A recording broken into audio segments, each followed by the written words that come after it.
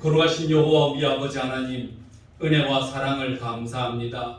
우리가 눈으로 보지 못하고 손으로 만지지 못하는 속에서도 하나님께서 우리의 이웃들과 우리의 친척들과 우리의 자녀들과 우리의 부모 형제들을 하나님 주의 날개 그늘 아래 지켜주시고 보호하셨음을 하나님의 명절을 통해서 확인하게 하여 주시니 감사합니다.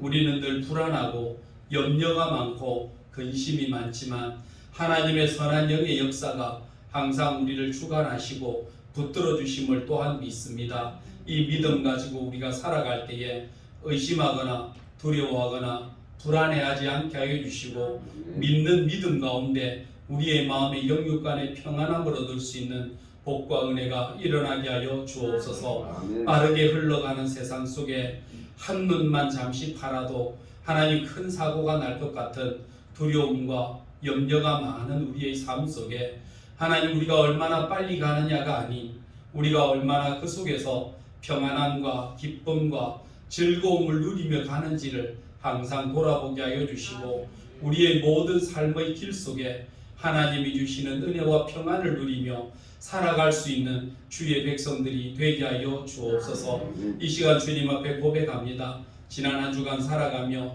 하나님 우리의 육신의 정욕과 안목의 정욕과 이생의 자랑으로 하나님 앞에 범죄한 것 있다면 하나님 이 시간 고백하오니 우리의 죄를 도말하여 주시고 깨끗하게 씻어 하나님 앞에 부끄러움이 없는 예배자로 세워질 수 있도록 허락하여 주옵소서. 금년 한 해 주신 말씀 해마다 뽑아뒀던 그 말씀이라고 흘러 지나가지 않게 하여 주시고 그 말씀 붙잡고 십자가에서 승부하게 하여 주셔서 금년 한 해는 열매 맺는 신앙 결실하는 신앙생활 될 수 있도록 인도하여 주옵소서.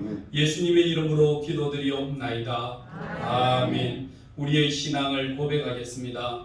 전능하사 천지를 만드신 하나님 아버지를 내가 믿사오며 그 외아들 우리 주 예수 그리스도를 믿사오니 이는 성령으로 잉태하사 동정녀 마리아에게 나시고 본디오 빌라도에게 고난을 받으사 십자가에 못 박혀 죽으시고 장사한 지 사흘 만에 죽은 자 가운데서 다시 살아나시며 하늘에 오르사 전능하신 하나님 우편에 앉아 계시다가 저리로서 산 자와 죽은 자를 심판하러 오시리라.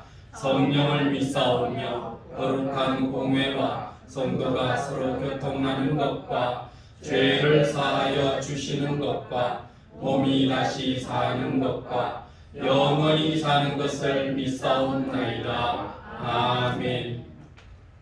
교동문 3번입니다. 교동문 3번 시편 4편입니다. 내 의의 하나님이여 내가 부를 때에 응답하소서. 곤란 중에 나를 너그럽게 하셨사오니 인생들아 어느 때까지 나의 영광을 바꾸어 욕되게 하며 여호와께서 자기를 위하여 경건한 자를 택하신 줄 너희가 알지어다. 너희는 떨며 범죄하지 말지어다. 자리에 누워 심중에 말하고 잠잠할지어다. 여러 사람의 말이 우리에게 선을 보일 자 누구뇨 하오니 주께서 내 마음에 두신 기쁨은 내가 평안히 눕고 자기도 하리니 아멘. 착석하시고 이진출 장로님 대표로 기도 인도하시겠습니다.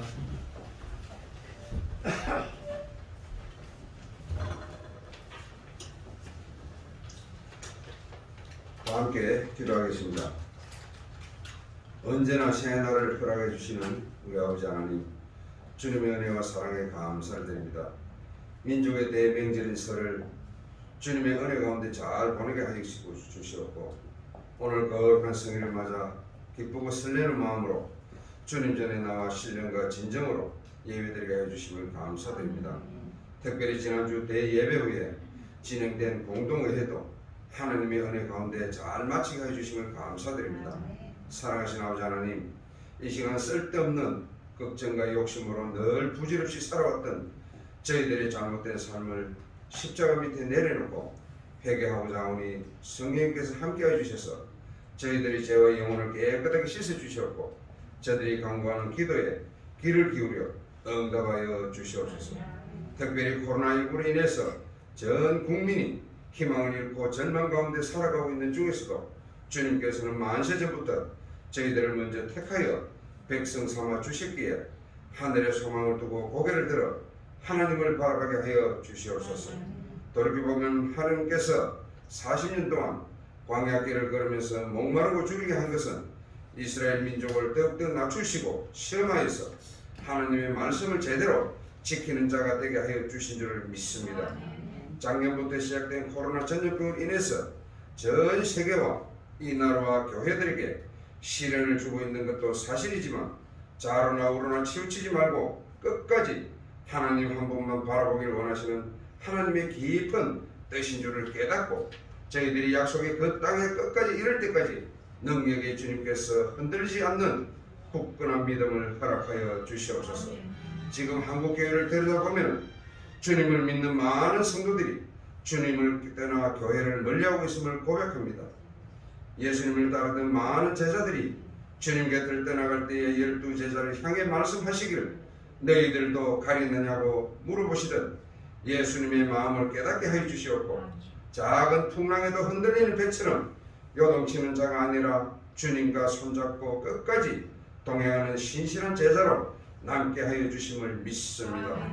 세상 끝날 날에 성전의 돌 하나까지도 돌 위에 남지 않고 다 무너지는 그날이 온다 할지라도 끝까지 견뎌 이기는 자로 남아서 주님의 날을 기다리는 참된 신앙인들이 다 되게끔 주님께서 인도하여 주시옵소서. 이 시간 저희들의 신앙을 다시 한번 더 결단케 하는 중요한 시간이 되어 주시옵소서. 말씀을 듣겠습니다. 믿음이 제가 오늘도 제갈 길로 가르는 저희들에게 꿀송이같이 달고 오묘한 진리의 말씀인 하나님 말씀을 전해주시는 사자 목사님에게 성령의 두루마기를 입혀주셔서 장중에 붙들어주시고 지난 일주일 동안 준비하신 하나님의 참된 진리 말씀을 선포하실 때에 말씀을 전하는 자나 듣는 자가 함께 은혜를 받아 하나님의 음성을 듣는 역사가 나타나게 하여 주시옵소서.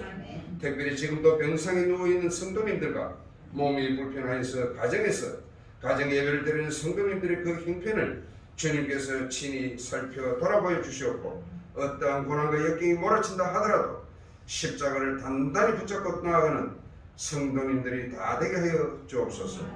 찬양을 받으시기에 합당하신 주님이시여 온 마음과 정성을 다하여 올려드리는 찬양을 주님께서 홀로 영광 받아 주시옵고 이 시간 예배를 돕는 반주자를 비롯해서 교회 안내와 교회 구석구석을 살피는 아름다운 손길들을 기억하셔서 하나님께서 두 손들어 축복하여 주시옵소서. 오늘은 특별히 설 명절을 잘 보내고 있는 연휴인 만큼 바쁜 가운데서도 주님께서 정하신 날을 잊지 않고 참석한 모든 성도님들에게 하나님께서 크신 은혜와 복의 복을 더하여 주실 줄 믿사옵고 저희들을 영원히 사랑하시는 예수 그리스도 이름으로 간절히 기도드리옵나이다. 아멘.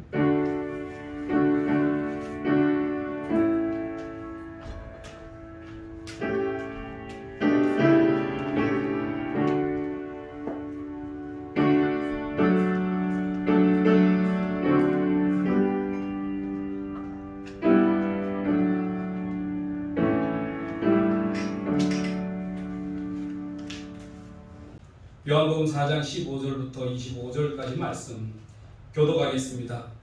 여자가 이르되 주여 그런 물을 내게 주사 목마르지도 않고 또 여기 물길로 오지 않게 하옵소서.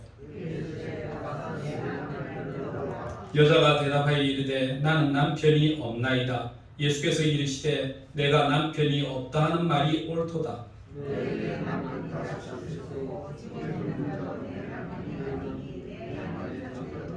여자가 이르되 주여 내가 보니 선지자로소이다.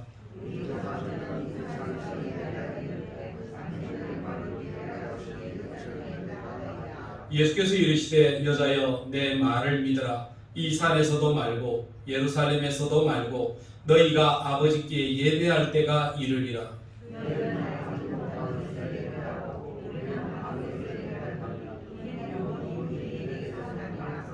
아버지께 참되게 예배하는 자들은 영과 진리로 예배할 때가 오나니 곧 이때라.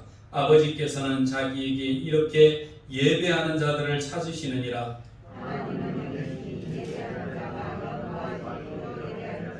여자가 이르되 메시아 곧 그리스도라 하는 이가 오실 줄을 내가 아노니 그가 오시면 모든 것을 우리에게 알려주시리이다. 예수께서 이르시되 내가 말하는 내가 그라 하시니라. 아멘. 1970년도에 남자들에게 혁신과 같은 일들이 세계를 뒤덮었습니다. 그게 바로 일회용 면도기가 나타나면서 남자들의 면도의 세계를 바꾸었습니다. 불편하게 면도기를 가져다니지도 않고 일회용 면도기를 가지고 참신하게 면도할 수 있는 이런 편리함을 누리면서 전 세계에 일회용 면도기가 퍼져나갔습니다. 그걸 제일 먼저 만든 회사가 빅이라고 하는 회사입니다. 여러분 볼펜에도 보면 빅 볼펜이 있고 면도기에도 보면 빅이라고 하는 일회용 이 면도기가 여러분 알 겁니다. 빅이라고 하는 회사가 처음 만들어서 전 세계에 펼쳐졌던 일들이 있었습니다. 그럴 때 면도기 업계에 1위를 달리면서 앞서갔던 질레트라고 하는 회사에서 우리가 이 빅이라고 하는 회사가 일회용 면도기로 세상을 뒤덮고 있는데 우리도 어떻게 해야 될 것 아니냐, 이러다가는 면도기 시장이 잠식당하겠다. 그래서 우리도 일회용 면도기를 만들자 하는 여러 이야기들이 많이 있었습니다.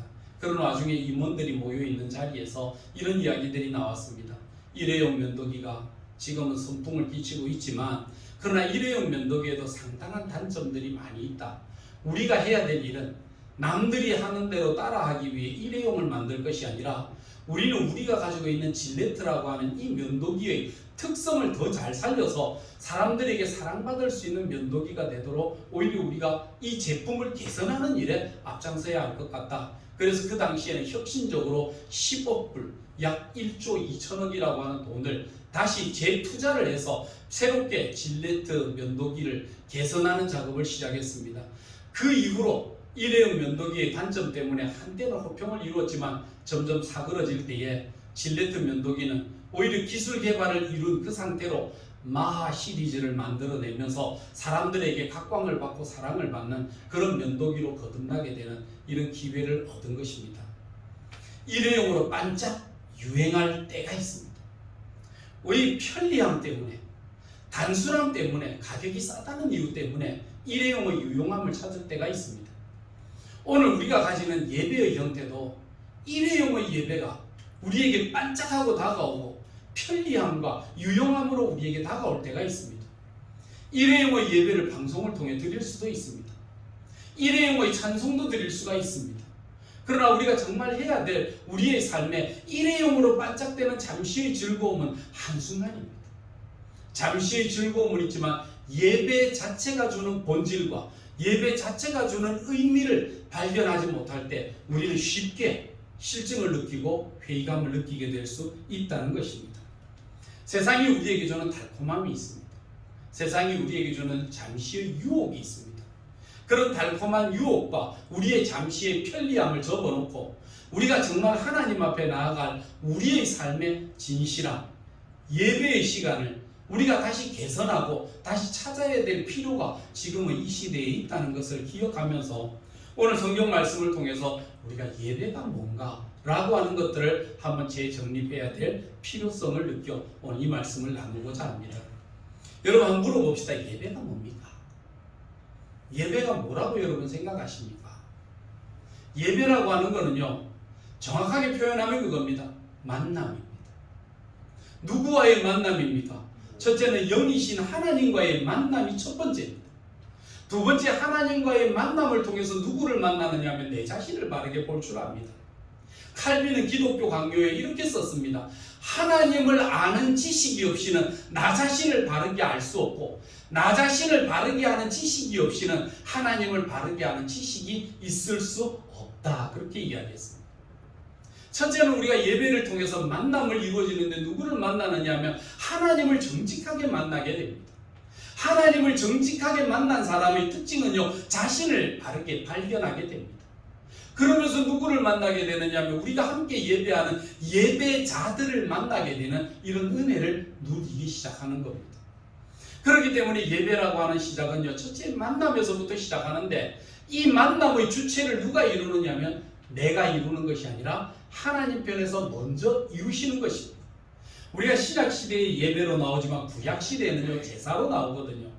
구약시대의 제사를 가장 명확하게 이야기한 것은 우리가 잘 아는 구약성경의 세 번째 책인 레위기입니다. 우리가 레위기라고 하는 이 말은요, 성경의 원 이름은 아닙니다. 성경 히브리 원문에 보면 레위기라고 나와 있지 아니하고 구약의 원문에는 이렇게 제목이 나옵니다. 그가 부르셨다라고 하는 것에서 시작합니다. 제사를 위해, 예배를 위해서 우리가 어떻게 만들어가는 것이 아닌 하나님이 먼저 우리를 부르셨다라고 하는 것입니다. 레위기 1장 1절에 보면 그가 부르셨다 회막에서 이렇게 나옵니다. 하나님이 우리를 어디로 부르셨느냐 하면 예배의 자리로 먼저 부르셨습니다. 너희가 나오라라고 이야기할 때에 이스라엘 백성들이 하나님 앞에 나아갈 수 있는 것입니다. 이것을 신학적으로 표현하면 이렇습니다. 소명이라고 이야기합니다. 소명, 하나님이 우리를 부르신 사건입니다. 우리가 예수 믿고 이 자리에 와 있지만요, 예수님이 말씀하신 것처럼 너희가 나를 택한 것이 아니라 내가 너희를 선택하여 세웠나니 이렇게 말씀하신 소명이 없는 자는 여러분 교회 가고 싶어도 갈 수가 없습니다. 우리가 마음속에 내가 가고 싶은 마음 이런 것이 아니라 하나님이 우리를 부르시는 부름이 있어야 우리가 하나님 앞에 나아올 수 있고, 부르심이 있는 앞에서 하나님과 대면하여 설 수 있는 은혜가 일어나기 시작한다는 겁니다. 여러분, 오늘 성경 말씀이 이렇게 이야기합니다. 23절 24절에 보면 아버지께 참되게 예배하는 자들은 영과 진리로 예배할 때가 오나니 곧 이때라. 아버지께서는 자기에게 이렇게 예배하는 자들을 찾으시느니라. 하나님은 영이시니 예배하는 자가 영과 진리로 예배할지니라. 하나님이 영이신 것을 먼저 말씀하셨습니다. 그런 영이신 하나님 앞에 우리가 어떤 모습으로 예배해야 될 것인가 라고 하는 말을 첫째는 영으로 이야기하는 겁니다. 그게 뭡니까? 하나님이 영으로 우리 가운데 오셨을 때에 우리는 어떻게 내 영으로 하나님 앞에 진실하게 응답하는 것에서 바른 예배가 일어납니다. 사람과 만남이 있고 사람과 대화가 있을 때에 신경이 쓰이고 힘든 게 뭡니까? 사람들이 체면 때문에요, 참 마음을 감출 때가 많습니다. 오늘 사마리아에 있는 이 여인처럼 예배 만남 앞에 정직하지 못한 만남을 이루는 것은요, 이 사람이 가지는 열등감 때문입니다. 여러분, 한 여인이 5번의 이혼을 거치고 6번째 결혼생활하는 와중에서 여러분 한 번 실수, 2번 실수 정도에는요, 뭐라고 변명도 하고 뭐라고 말도 할 수는 있을 텐데 5번이나 실수를 했다는 것은요, 그거는 참 어려운 일 아니겠습니까? 5번이나 남편에게 버림을 받았다. 여러분, 이거는요 굉장히 아픔입니다. 한 번, 2번은 변명이 되지만 3번, 4번부터 시작되면 그때부터는 변명도 안 나옵니다. 의뢰인 낙인이 찍혀버립니다. 저 사람은 그런 사람이야. 말하기도 귀찮고요, 말하기도 번거롭습니다. 이제는 그냥 사람들하고 안 마주치는 것이, 뭐라고 대화하지 않는 것이요, 자기에게는 제일 일상이 편한 것입니다. 니들이 뭐라고 떠들든지 말든지 나는 그냥 말하지 않고 그냥 떨어져 있을래 라고 이야기하는 자기의 트라우마와 같은 상처, 자기의 아픔, 그걸 아픔을 안고 있었던 이 여인이 있었습니다. 우리도 세상에 살아가다 보면 이 여인과 같은 아픔이 있습니다. 비단 결혼 생활만 실패했겠습니까? 결혼 생활의 실패만 실패가 아니잖아요. 여러분, 때로는 여러분의 사업의 실패도 있습니다. 어떤 사람은 학업의 실패도 있습니다. 여러분, 인생사의 사람과의 관계의 실패도 있습니다. 여러분 다녔던 신앙생활의 실패도 있습니다. 한 번 정도면 뭐라고 말을 하겠는데 2번, 3번, 4번, 5번 이루어질 때마다 정말 한 번 하면 재수생, 3번 하면 두 번째 들어가면 삼수생, 그 다음 여러 번 하면 다수생, 그 다음에 많이 계속되면 장수생, 뭐 이렇게 들어가지 않습니까? 뭐 10수, 20수, 옛날에 사법고시 있을 때는 얼마나 많은 수를 거쳐가면서 많은 일들을 겪었습니까? 사업을 할 때마다 되는 사업마다 망하는 사람. 왜 나는 사업을 될 때마다 그럴까? 나는 내 명예를 찾는 일에, 내 뭐를 하는 일에 왜 하는 일마다 나는 실패할까라고 생각하는 실패가 습관이 되었던 우리의 사람들의 모습. 때로는 예배 생활에도 실패한 사람이 있습니다.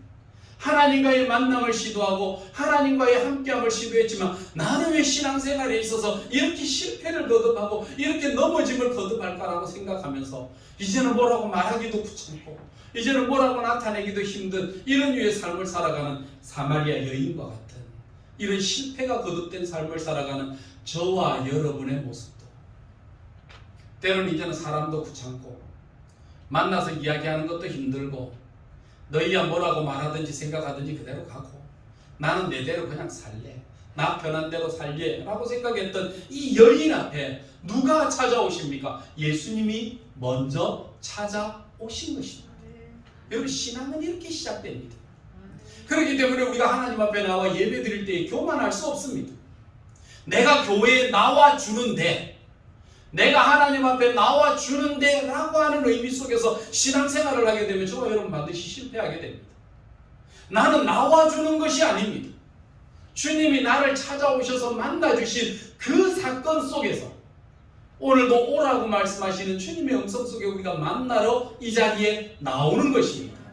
여러분 그래서 히브리서에는 이렇게 이야기하고 있습니다. 하나님께 나오는 자는 반드시 그가 계신 것과 그가 자기를 찾는 자들에게 상 주시는 이심을 믿어야 할지니라 말씀하시죠. 여러분 오늘 예배드리러 나오면서 무슨 기대감을 가지고 오셨습니까? 하나님을 만날 기대감이 있으십니까? 하나님을 만나면 내 인생이 변화된다는 그런 확신이 있어서 오시는 겁니까? 아니면 그냥 종교생활 때문에 오시는 겁니까?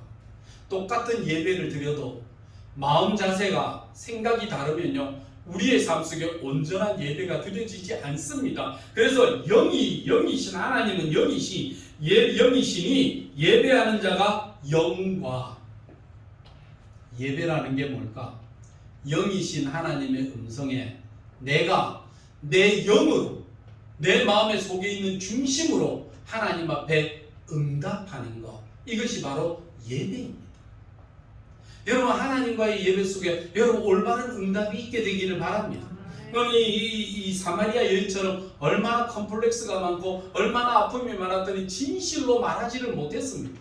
그 예수님이 뭐라 말씀하실 때 틱틱 쏘는 소리 나고 헛다리 짚는 소리 나고 빙빙 돌아가는 소리 나고 예수님께서 생수를 이야기하실 때 그런 물 있으면 나도 한번 줘보지 하고 비꼬는 말로 해내는 여러분 이런 류의 모습 냉소적인 신앙 냉소적인 믿음 하나님이 계시기는 뭘 계셔 하나님이 뭐 응답하시기는 뭘 응답하시라고 하는 여러분 잘못된 응답 가인의 제사와 같이 하나님에 대한 확신과 마음이 없는 예배를 드리는 이런 류의 예배 속에서 하나님을 만날 수 있으리라고는 그럼 우리는 생각도 기대도 하지 않습니다.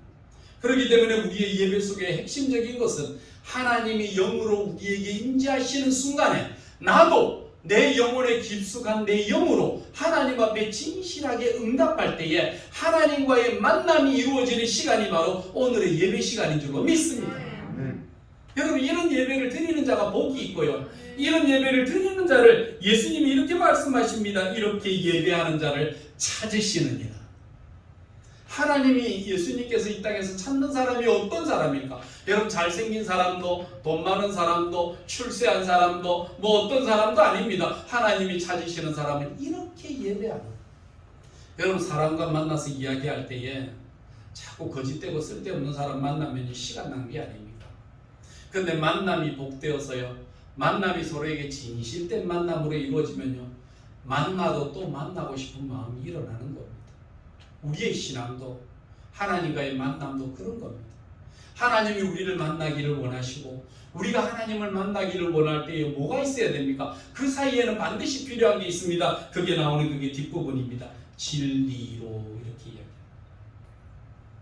우리가 하나님 앞에 만나는 시간 만나는 그 순간은요 첫째는 부르심 앞에 하나님이 나를 부르셨잖아요. 그 부르신 하나님 앞에 우리가 얼마나 정직하게 나가서 그 앞에 서고 얼마나 우리가 정직함 앞에 그 앞에서 대면하여 대화를 나눌 수 있느냐라고 하는 것에서 첫 번째 시작하는 겁니다. 여러분 이런 진실함을 이런 정직함을 소유하게 되기를 바랍니다. 여러분 하나님을 이렇게 만나면요 인생이 바뀌어집니다. 인생이 바뀌어지면 내 인생의 역사가 새롭게 쓰여지게 되는 겁니다. 바로 이런 만남입니다. 진실로. 그래서 예수님 요한복음에 보면 내가 진실로 진실로 하는 말이 많이 나오는데 그 진실로 하는 말이 아멘 하는 말이에요. 그래서 예수님께서 아멘 아멘 말씀하시면서 우리에게 대면을 하셨거든요. 예수님은 한 말씀도 진실하지 아니하시고 정직하지 않는 말씀을 하시지는 않았습니다. 그런 하나님의 음성을 듣는 우리의 삶에 어떠한 응답으로 하나님 앞에 나아가야 되느냐면 내 마음의 전체를 다 드리면서 우리도 하나님 앞에서 어떻게 진실하게 진정으로 대면하는 삶을 살아가는 것, 이것이 예배의 삶이고 이 진실한 하나님의 만남이 이루어지고 난 다음에 세상 속에서 뭐가 나타나느냐 하면 이 진실이라고 하는 말, 다른 말로 표현하면 선한 말, 선함이 나타나는데 오늘 그 선함이 뭐냐라고 이야기하면 뭐라고 참 표현하기 어려운데 도덕적인 선함이 아닙니다. 여러분 예배 중에 은사를 이야기하는 사람도 많이 있는데요. 여러분 정직하지 않는 사람들이 은사를 가지면 참 힘들거든요.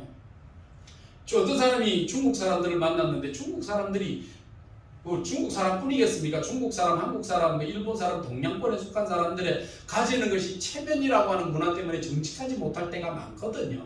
정직하지 못할 때가 많은데요. 중국 사람들이 예수를 믿어도 거짓말을 잘하고 예수를 믿어도 사기를 치고 예수를 믿어도 나쁜 짓을 많이 하는. 그래서 왜 예수를 믿으면서 왜 그런 짓을 합니까? 물어보니까요. 나는 뭐 그런 건 아닌데 하나님이 내게 은사를 주신 대로 내가 잘 활용할 뿐입니다. 내게 남을 잘 속일 수 있는 은사를 주셨기 때문에 나는 말로 남을 잘 속일 수 있잖아요. 은사를 나는 활용할 뿐이라는 거예요. 눈이 좋대요. 눈이 1.5기 때문에 시험 칠 때 열심히 공부 안 해도 남이 이래 쓰는 것만 쳐다만 봐도 답이 보여서 그것만 써도 좋은 성적을 얻는데요. 왜냐하면 하나님이 내게 좋은 은사를 주셨기 때문이라는 거예요. 그런 은사를 주신 하나님께 나는 감사합니다라고 이야기합니다. 여러분 그 감사가 맞습니까? 그 감사가 정직한 것입니까? 여러분 선이라고 하는 게 뭡니까? 우리가 선하다라고 하는 말은요 어떤 의미에서 살펴보면 이런 내용이라고 볼 수도 있지 않겠습니까? 우리가 사는 시대의 말로 표현하면 얼마나 객관성을 유지하며 살 수가 있는가라고 하는 것입니다. 우리가 살아있는 날 동안 살면서 진정한 객관성을 참 찾기 어렵습니다. 나라의 문제나 우리의 개인의 문제나 모든 것의 문제에 뭐가 있습니까? 팔은 안으로 굽는다. 객관성이 사라진 거죠. 팔이 안으로 굽는 것은 당연한 것이지만 우리가 살아가는 날 동안 팔이 안으로 굽는다는 말은 우리가 가지고 있는 가족주의, 혈연주의, 이해관계주의, 지역주의, 학업주의, 여러분 어떤 학교 출신주의, 여러분 이런 것들 때문에 문제가 생기는 거 아닙니까?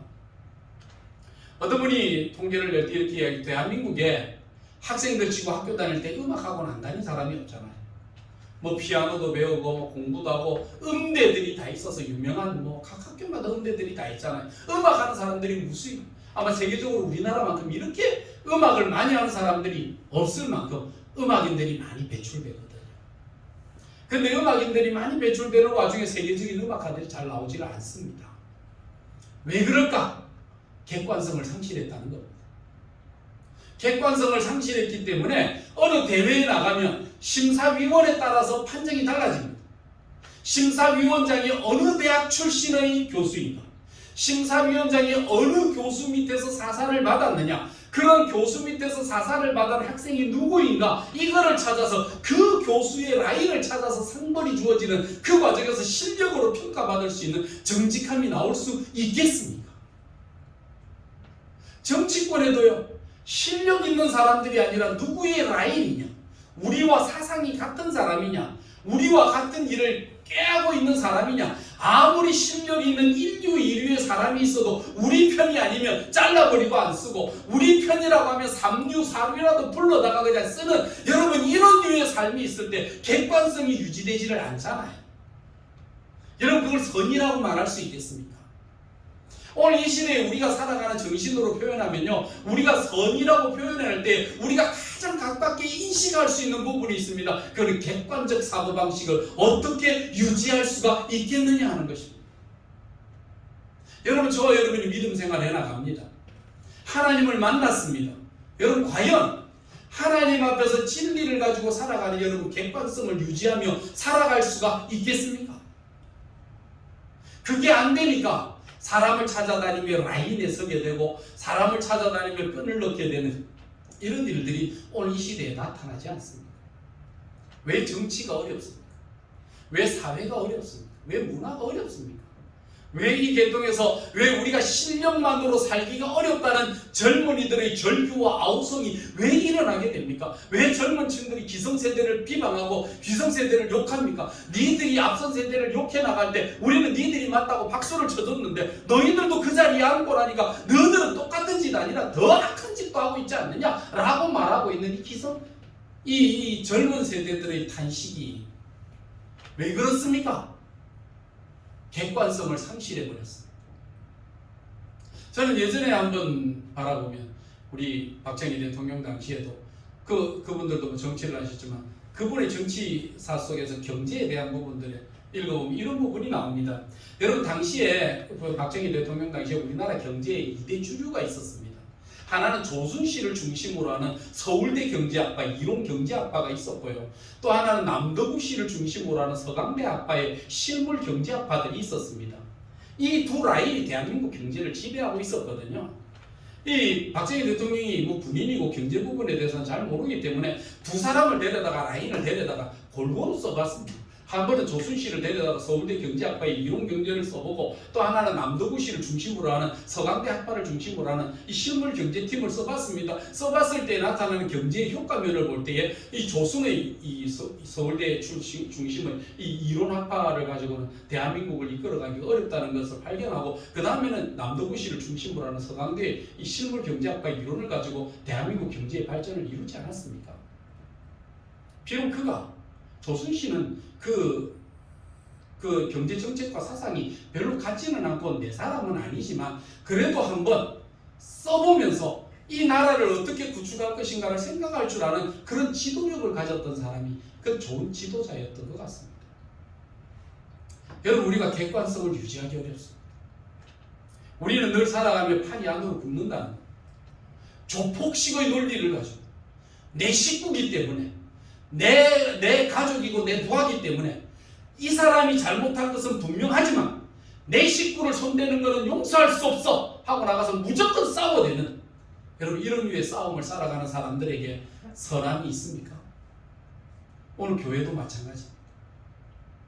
우리가 선이라고 하는 그 개념, 정말 우리가 하나님 앞에 선하고 진리로 살아갈 때 우리는 어떤 객관성을 유지하며 살아가고 있는가?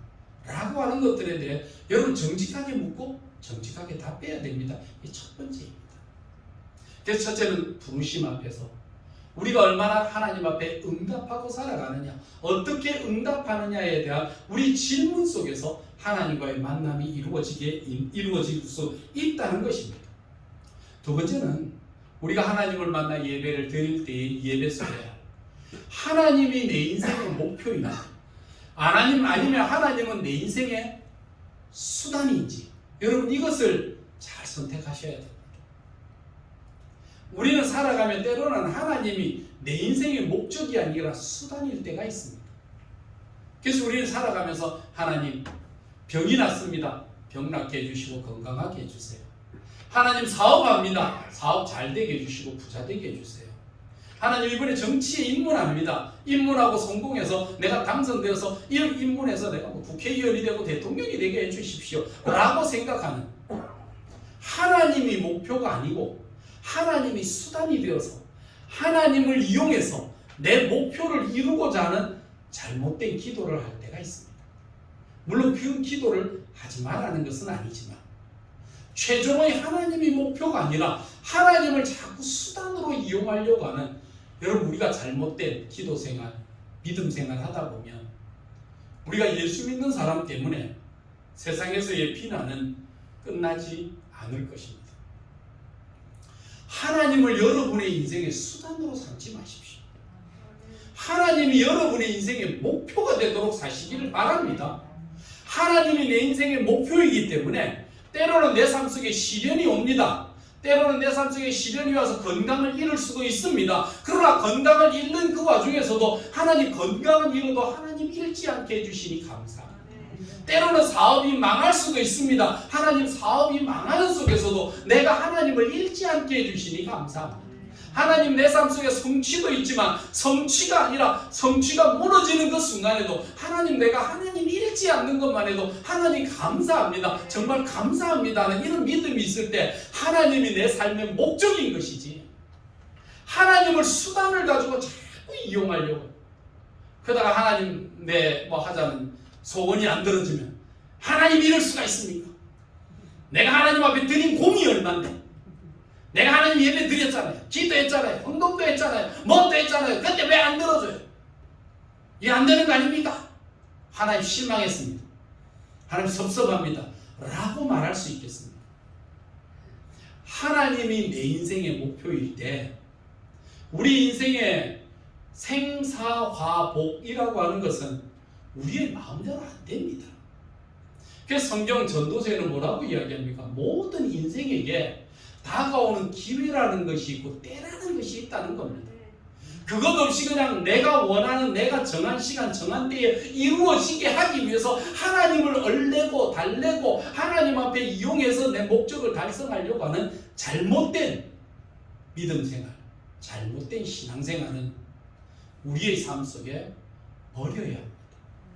이런 것이 습관화되다 보면 하나님을 자꾸 수단으로 이용하려고 합니다. 여러분 하나님은 우리의 이용물이 아닙니다. 하나님은 우리가 영원히 도달해야 될 우리의 목표점입니다. 그러니까 내가 거룩하니 너희도 거룩하라고 하신 그 말씀대로 우리가 하나님의 자녀답게 살기 위해서 우리가 거룩함을 유지하며 나아가는 길로 가는 길, 이것이 바로 예배거든요. 여러분 사람을 만나면 만나는 대로 사람이 바뀝니다. 여러분 죄를 짓고 교도소에 가면요, 교도소에 가면 거기에 들어가면 제자 훈련을 합니다.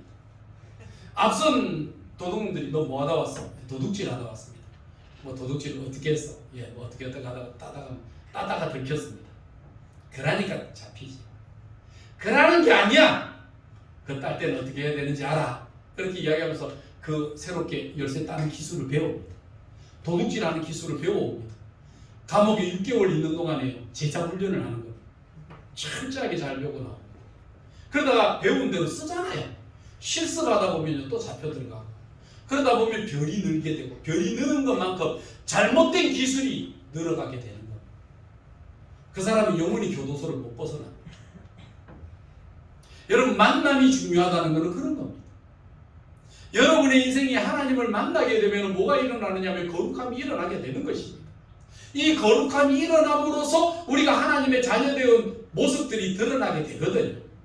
예수를 믿지는 않았지만 성경을 읽고 성경 속의 진리를 발견했다는 마하트마 간디라고 하는 사람이 있습니다. 그 사람이 7가지 악덕을 이야기했어요. 우리가 살아가면서 7가지 이런 죄는 짓지 말자라고 이야기한 겁니다. 마하트마 간디의 7가지 악덕이 뭔가를 가르쳐 드리겠습니다. 첫째는 노동 없는 부유함을 추구하지 말아라. 노력하지 않고 힘들어 일하지 않고 부유함을 가지려고 하는 불로소득에 눈을 들면 너의 신성이 약해진다 그랬습니다. 두 번째는 양심 없는 쾌락을 즐기지 말아라. 내가 쾌락을 즐김으로 상대방을 아프게 만드는 양심 없는 쾌락에 몸과 마음을 두지 말라 그랬습니다. 세 번째는 인격 없는 지식을 갖지 말아라. 인격이 되지 못한 사람이 공부를 많이 하고 배우면 배울수록 여러분 이 세상에 3살 먹은 아이에게 총을 지켜주는 것과 같다는 것입니다. 인격 없는 지식을 추구하지 말라. 배우기 전에 인간성을 바르게 갖춰야 된다는 말입니다. 네 번째는 윤리 없는 비즈니스를 행하지 말아라는 겁니다. 도덕심이 없이 사업을 하다 보면 남의 것을 빼앗고 착취하는 사람은 될 수 있을지 몰라도 그 비즈니스를 통해서 남을 유익하게 할 수 있는 사람은 안 된다는 것입니다. 다섯 번째는 인성이 없는 과학은 남을 위협하는 무기가 될 수밖에 없다는 것입니다. 인성을 갖추는 과학이 되어야 되지. 사람을 위한 과학, 살리는 과학이 되어야지. 내가 가진 과학적 지식으로 남을 죽인다면 살인 무기밖에 안 되지 않느냐. 그래서 여러분, 노벨이 다이너마이트를 개발하고 난 이후에 자기가 만든 것이 폭탄으로 사용돼서 사람을 죽이는 것으로 가슴을 치면서 앞으로 다이너마이트가 만들어질 때마다 그 수익금으로 모든 일들을 인류를 위해 공헌한 사람을 위해 주는 노벨상을 만들어라고 자기의 모든 삶을 기부하고 떠났던 노벨의 모습은, 여러분, 인성이 없는 과학이라고 하는 것은 결국 남을 죽이는 무기밖에 되지 않는 것입니다. 네, 여섯 번째는 신념 없는 정치는 하지 말아라. 정치에는 정치의 신념이라고 하는 것이 있습니다. 여기 정치의 신념이 뭡니까? 부국강병 아닙니까? 백성을 안연하게 지키는 것 아닙니까? 나라를 부강하게 만들고 우리를 강하게 만들어서 외세로 침입이 없도록 이 나라를 지키는 것, 이것이 바로 정치의 목적 아닙니까? 정치하는 사람들이 정치의 권력을 이용해서 잘 먹고 잘 입고 잘 산다면 그 사람은 탐관오리 아닙니까? 여러분, 탐관오리를 만드는 것이 아니라 정말 정치에 이념이 없는 정치, 목적 없는 정치는 하지 말라고 그랬습니다. 나머지 일곱 번째, 희생 없는 종교생활 하지 말라 그랬습니다. 신앙생활하면서 자기 희생 없이 적당하게 내가 받아야 될 것만 누리고 살아가려고 하는, 하나님을 이용해서 수단 삼아서 내 목적을 이용하는 데 쓰려고만 하는 잘못된 신앙생활은 여러분 죄악이라고 그랬습니다. 희생 없는 종교생활, 희생 없는 신앙생활, 하나님 앞에 나오면 산 제사와 같이 드려지지 아니하는, 여러분 오늘도 일회용과 같이 간편하게 TV 앞에 앉아서 예배드리는 여러분 이런 류의 신앙생활, 이런 류의 믿음생활은 여러분 희생 없는 예배가 하나님 앞에 온전한 예배라고 누가 이야기를 합니까? 그런데 맞들여지면 안 되는 것입니다. 이것이 바로 우리가 가져야 될 하나님을 우리의 목표로 삼을 것인지, 하나님이 내 인생의 수단이 될 것인지를 결정하는 시간, 이것이 바로 예배 시간을 통해서 이루어나는 것입니다. 마지막으로 우리가 하나님 앞에 가져가야 될 우리의 마음 자세, 그것은 떠나지 아니하고 가는 것입니다. 23절 24절에 있는 말씀대로 아버지께 참되게 예배하는 자들은 영과 진리로 예배할 때가 오나니 곧 이때라. 아버지께서는 자기에게 이렇게 예배하는 자들을 찾으시느니라. 하나님은 영이시니 예배하는 자가 영과 진리로 예배할지니라. 아멘. 여러분, 이것이 저와 여러분이 드려야 될 진정한 예배의 모습인 것입니다. 여러분, 우리가 예배 생활을 얼마를 했느냐, 무엇을 했느냐, 보다 중요한 것은 얼마나 하나님 앞에 바른 예배를 드렸느냐라고 하는 것을 물으면서 가야 됩니다.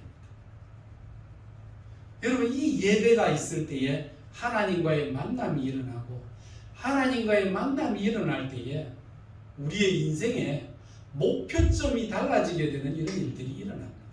하나님을 만난 많은 사람들은요, 인생의 목표가 달라졌고 인생의 값어치가 달라졌습니다. 히브리서 11장에는 허다한 증인들이 이것을 증언하고 있지 아니하냐라고 대답했습니다. 오늘 성도 여러분, 이제 우리가 고난주일, 부활주일을 앞에 두면서 우리 사순절의 시간을 지나갑니다. 예배를 점검하십시오. 여러분의 신앙을 점검하십시오. 그래서 우리 인생에 하나님을 만남을 경험하고 하나님을 만남으로 내 인생의 역사의 전반이 바뀌어지는 귀한 은혜와 복된 삶을 경험하는, 여러분 빠르게 지나갑니다. 여러분 작년 한 해 금방 지나갔잖아요. 금년도 부정 지나가지만 곧 지나갑니다. 빠르게 지나가는 이 시간 낭비하지 않고 하나님과의 정직한 만남을 경험할 수 있는 복된 우리 성도들 되시기를 주님의 이름으로 축원합니다. 기도하겠습니다.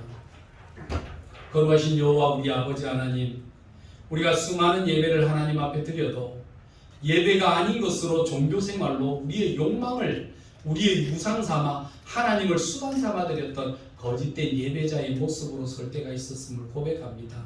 하나님, 내 인생의 삶이 하나님이 내 인생의 수단이 아닌 하나님이 내 인생의 목적이 되게 하여 주옵소서. 하나님의 영광이 무엇인지를 알게 하여 주시옵소서. 예수님 이름으로 기도드리옵나이다. 아멘. 기도하겠습니다.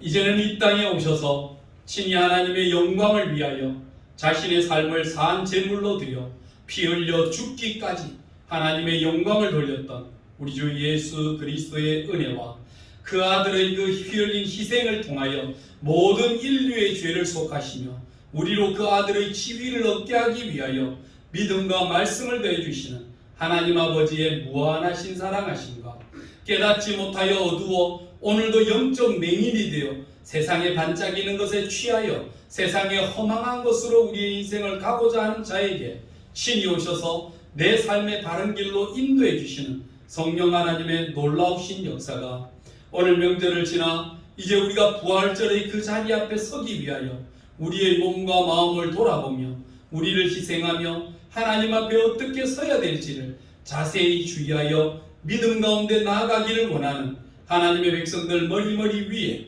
그들의 자녀손과 일터 위에 이제로부터 영원토록 함께 있을지어다. 아멘.